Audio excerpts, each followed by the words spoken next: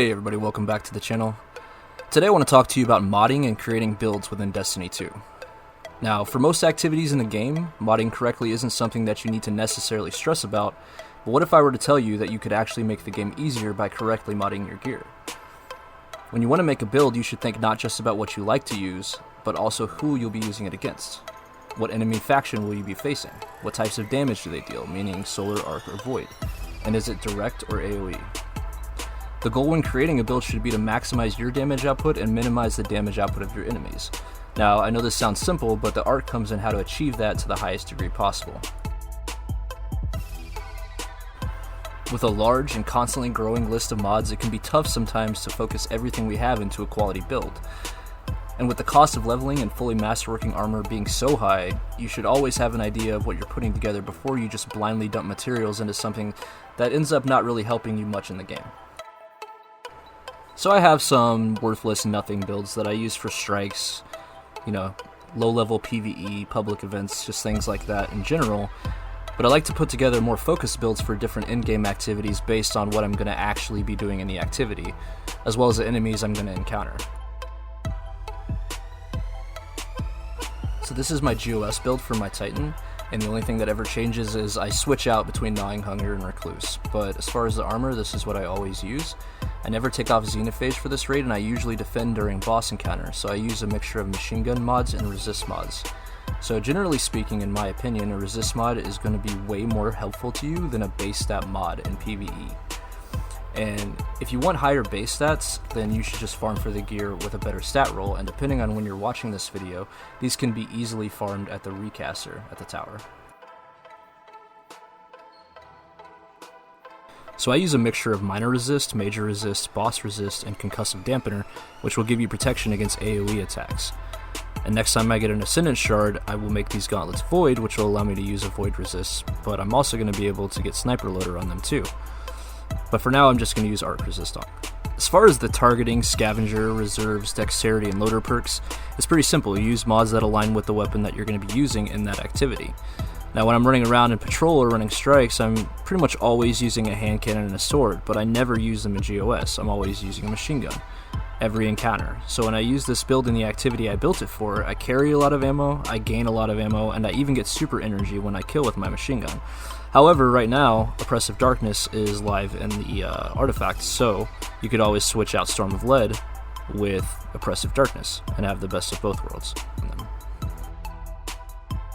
I stack this with Actium War Rig as well, and I never even have to reload. I use Enhanced Relay Defender mods, which give me a damage buff when I stand next to a Conflux in GOS. It's god tier in the raid, but worthless everywhere else, so I only use it in GOS. I also use Recluse or Gnawing Hunger with anti-barrier rounds because of the barrier hobgoblins, as well as being able to shoot the Angelics through their shield. Now, if I'm doing the Prophecy Dungeon, I can get even more specific and focused with my build. I run a Solar and Void Resist along with Taken Barrier, which gives you a flat 20% damage reduction for 10 seconds every time you take damage from the Taken. This resets every time you take damage, so it'll always be up inside the dungeon. I'm also running Hive Barrier as well, but the jury is still out on if this actually works or not. As you can see, this isn't proccing when I take damage from this knight. So I'll do more testing and let you guys know in a future video. I personally like running Frosties with Top Tree Tether for constant invis, but if you're a max mobility hunter, you're going to have your dodge back quickly anyway, so you could stack this with Worm Husk for survivability, or even the 6 Coyote to get 2 dodge charges. I use Solar Resist for the Knight's Fire, Void Resist, and Concussive Dampener for their cannons, as well as minor and major spec for what I hope are probably obvious reasons. You really don't need boss resist because the bosses aren't usually a lot of a threat, but if you're lower leveled and you're just getting killed by them, then feel free. So I also use Taken spec on my weapons because you will only fight Taken in this dungeon, and Taken spec is a larger damage buff than minor, major, or boss spec. Now, Taken spec, Taken barrier, and all of the Taken mods can be farmed from the Last Wish raid via the secret chest, and you can actually get these solo. I'll link the wish combination in the description, so you just have to start at Shirochi or Morgeth, and I'll show you how to get them real quick.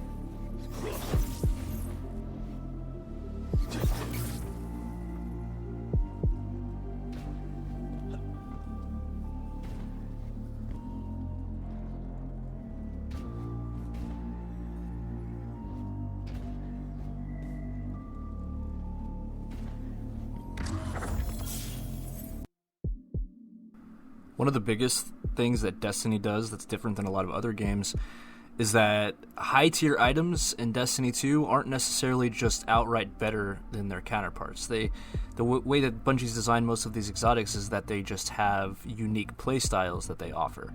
And so one thing that you need to keep in mind whenever you're choosing your exotic is how do you leverage that? How do you get the most out of it? So if I use Nezarec Sen as an example, this is an exotic helmet for the Warlock. With this helmet, Void Kills will give you ability regen. Now this can be weapons or abilities, it doesn't matter. So by itself it's really good if you're using, Void obviously, but if you use this with Devour, and proc Devour, then you will also be getting health regen and getting even more ability regen at the same time. Now, right now I'm using Gnawing Hunger, but if you were to use a Void Energy that has Demolitionist, it would be even better. So watch while I go through this, just look at my ability cooldowns, and just watch how quickly they recharge when I have the helmet ability procced and Devour at the same time. It's nuts.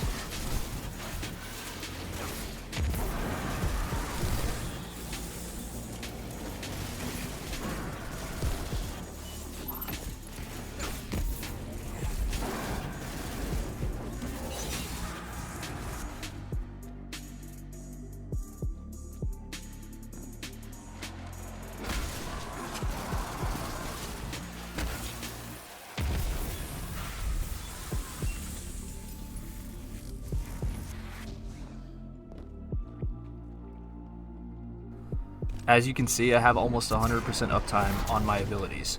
And if at any point in time I need a nade and I don't have one, I just kill like maybe 1 or 2 ads and then I have my nade back.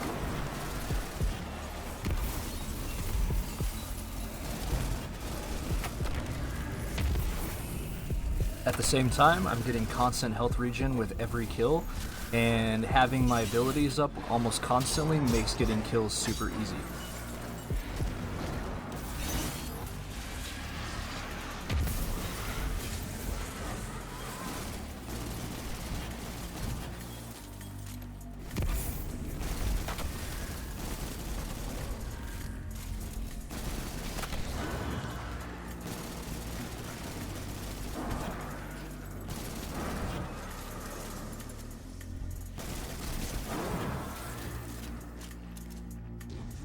So if you're trying to make a build around a specific exotic, think about what the exotic does, and think about what perks and mods in the game will actually add to that benefit. The main thing I want you guys to take away from watching this video is that building isn't necessarily a science as much as it is an art.